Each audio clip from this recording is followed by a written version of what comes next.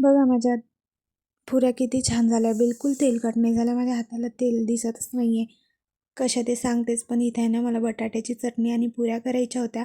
So मग मी आधी बटाटे शिजत घालायला ठेवले आणि मग बटाटे शिजताय ना तोपर्यंत म्हटलं देवपूजा करून घ्यावं संध्याकाळची. कारण ना पिल्लूची तब्येत ठीक नसल्यामुळे ना आज दिवसभर काहीच कामं करता आले नाही. सो मग इथे महाराजांचे गाणे लावून दिले. जेवढा दिवस वाईट गेला ना तेवढी संध्याकाळ खूप छान गेली.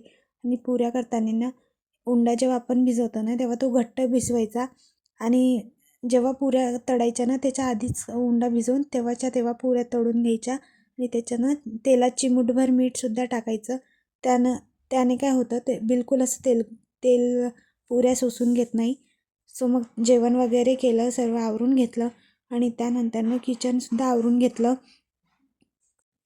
आणि माझं पिल्लू ना दिवसभर माझ्या कडेच्या खाली उतरला नाही आणि आता बघा पप्पा आले ना कसं खेळतंय.